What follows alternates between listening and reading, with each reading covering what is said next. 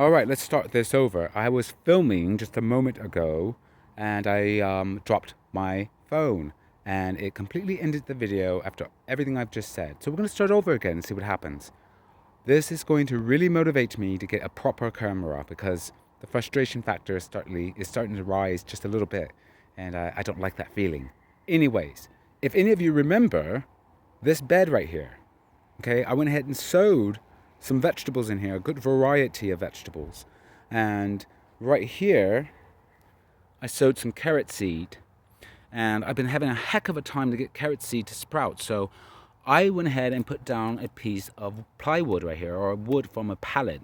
And I got the idea from James Prigioni.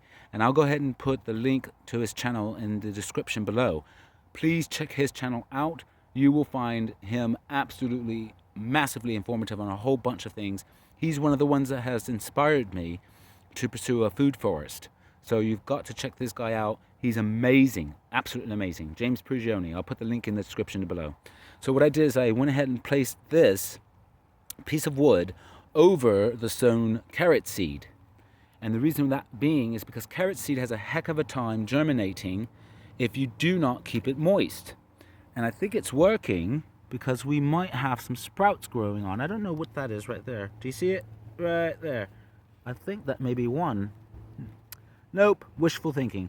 It only has been about 72 hours since I've sown these seeds. However, we've got some growth growing on in here because in this part of the bed, we've got the romaine lettuce and I've got two other ones, some mesclun, I believe.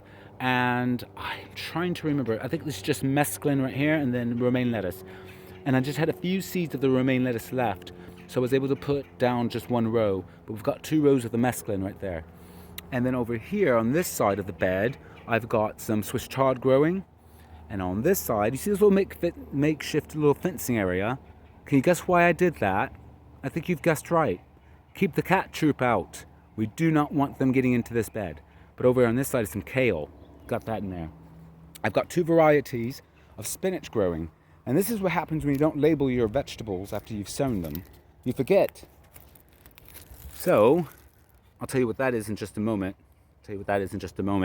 But we've got right here a variety of spinach. But to the left of it, this is the coverings I use. Let's move this out of the way, gently like. But underneath this one, we've got the Longneck Spinach. Let me see if I can lift this up properly without incident. And I think we've got some sprouts going on, guys. I really do. Let's go ahead and see if I can zoom in on this one. And we shall see right there. Look at that. Do you see that? I believe that's the one right there. Sorry about the focusing. Again, I'm using my phone. God, this is horrible. Man, is this motivating me to get a proper camera? It's going to happen. It is going to happen. But right here we've got the Longneck Spinach. Oh, we do got sprouts. Look at this. Oh, now I'm getting rather excited. See, it doesn't take much for my mood to get uplifted from being bitter to being bright because I don't like the feeling of being bitter. It's too easy. I want something a little bit more challenging, and being happy is a lot better feeling than being bitter. But we've got some sprouts growing on. Where did I go? There they are. I don't know if you can see it. I'm trying to focus. Sorry about the shaking going on right there, but look at that. Isn't that fantastic? I don't know about you guys. This gets me rather excited. It gets me massively excited. But look at that. So let's zoom back in, out again. Right there. And here's the whole entire bed. Over on this side, right here, I covered it up. Not much. I didn't lay them right on top of the soil. Just covered it. That way the cat troop stays out. And then right here, I put in some English daisies. And then that way we can go ahead and have some flowers growing. And English daisies work well during cold days, cold winter months, from what I remember researching. We're going to find out. So this is the garden bed that I finally have sown, which is fantastic. I did lay down some more coffee grounds along the way here, all over there. We're going to work on this bed next, this one right here, and then I want to do something with that one right there. So what I did is I placed an order for some turnips. And this Friday coming up, which is I believe the 20th, we're going to order some beets and some radishes. So I got that coming in. Oh, I am ordering a selfie stick. That's right, a selfie stick. Not to take selfies of myself, but to have a better grip on this phone and not drop it. And also, the stick transforms into like a tripod stand, so it can go ahead and I can do these stills and be hands-free and maneuver it around, sort of like a regular camera. But this gives you an idea of what's going on right now, guys. And let's go ahead and let you guys take a look on how the habanero peppers are doing. And I have a giant pepper to show you. All right, got everything covered up back over there. So let's head on over to the grow pots, the fabric grow pots, and show you exactly what I've done over there, or how far they've come along. Right, look at this, guys. I took a look at this. Was when I was filming just a moment ago, or a few minutes ago, before I dropped my camera and had to start all over again. Drop my phone, I should say, not an actual camera. But look at this. Let's go ahead and do this one-handed without dropping the phone. Without dropping the phone. Don't worry, the phone is completely fine. No cracks in the screen. I do have a cover. Guys, look at that. That is your mesclun. Look how much it's flourished. It looks absolutely amazing. These are like microgreens right now, guys. You can actually harvest it at this stage and toss it in a salad, put it on a sandwich. Oh my God, and it's rich, nutrient dense right now. Very nutrient dense when they're this small. But I want to let it grow a little bit more, and then we're going to do kind of a cut and grow and see what goes on. But this is for a client. And over here is the Longneck Spinach. And I can tell you right now, it's doing really well. Look at that. Do you see that? Isn't that fantastic? And that's the Longneck Spinach too I sowed in that large bed you just saw a moment ago. So we've got some Longneck Spinach growing, and we've got some mesclun growing. Let's take a look at the Romaine Lettuce. And for some odd reason, this Romaine Lettuce is kind of growing slower than I expected. I wonder why. Maybe I don't have enough sunlight. But take a look. In there. It's doing all right. Not as, not as fast as the rest of the greens, but look, we've got something growing, and I love the look at that. There's something magical about seeing tiny sprouts growing out of the soil that you sowed the seeds in, and not just the soil, but the soil that you created as well. There's something, I don't know, it's nostalgia for me, because I remember doing this as a boy, and it was something we did quite a bit growing up. And now over here, these are the habanero plants, and I didn't have to go ahead and prune these back straight away. There are a couple I did, and that was in some previous videos. These have already been pruned back. I'm worried about this one because it looks kind of, maybe it's just asleep. I'm gonna have to do some more research on that. But this one has to be pruned back. Got some dead branches on it and whatnot. That needs to be taken care of. But it does have some sprouts growing on again, because I did prune back that a little bit right there. See that? And it's all been mulched. The ones that I did not prune back yet are prepped, though, for going to sleep during the winter, because these are perennials, and they will come back again the next year. So look at all these habanero peppers growing on this. This is one plant here, and we've got like at least half a dozen of them on there right now.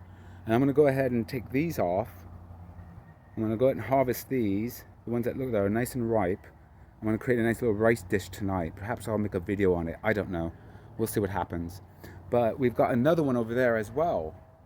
And a big habanero hiding over there. You see that right there? Let's go around. Go around a little bit. Do a little pan here. Look at that. See it? Look at those. God, they're lovely. These plants have produced so many habanero peppers over the summer. You have no idea how many times I had to go ahead and harvest from these. I've harvested at least 3 to 4 dozen habaneros. I mean, that's just fantastic. I love it. I actually took some to work and dared some individuals to eat them. No one took the bait. Too cowardly. They could not do it. But I did get one of the delivery guys to do it. That was pretty awesome. Right on this plant, right here, this is the Poblano Peppers, I believe, if I'm correct, if I'm saying it right. It might be the habanero, but this had a huge one on it, and I got home today from work, and it was on the ground. Now, I don't believe it was the cat troupe that did it. I believe it was the windy day that we experienced today. So I want to show you this pepper. Take a look at it. Look at the size of this one. Let's give you a sense of scale there. Look at that. It covers pretty much my entire palm. Look at that. And I'm looking to stuff this perhaps with a nice little rice dish that I continually make all the time, and see how that turns out. Again, perennial. So we'll see if I can keep this and prune it back a little bit during the fall slash winter here, and then maybe we can get it to grow some more again next season. And again, next season's not really that far away, considering the location I'm at in the United States, which is Fort Worth, Texas, USA. Um, the winters here are a lot shorter than the winters back home. So, I mean, like, I believe next season is only like 4.5 months away for the most part when you think about it. So, and the days here have been rather warm, and we're like nearing the end of November. So, this is just amazing. So, that's why I left these habaneros alone and I allowed them to stay on the vine there and ripen up as much as possible. We've had a few cold days, but the nights are a little bit chilly. You can see your breath just a little bit. I do have to put on a jumper, a sweater and whatnot. But these I left on there, and I think this might be the last round just before they decide to go to sleep. But there you go, guys. We've got some wonderful greens growing on. I've got some turnips coming in the mail. And this Friday, as I mentioned before, I think I just mentioned a moment ago that I'm getting a selfie stick. That will help with hand coordination or whatever, and the manipulation of this phone camera, so I can do a little bit more proper videos. And that way I'm not dropping it all the time and trying to do things ridiculously. In the tripod, it turns into a tripod. And that's going to be very convenient because I've gotten some advice from a good friend from the Naked Gardener channel, Sydney and Tori. Both of them suggested that I show my face more. I don't know if any of you want to see more of my face or any of my face. If so, comment below. Okay? But before you comment, make sure you smash that like button. You've got to smash the like button. It really helps the channel. YouTube algorithm gets all happy, starts jumping for joy when you smash that like button. And definitely subscribe. As always, guys, treat each other with some compassion. Treat each other with some dignity. Love one another, and let's end this whole warring thing that the human species has been doing for centuries. It's gotten a little old, don't you think? Please stay safe and healthy. Watch out for each other. God bless.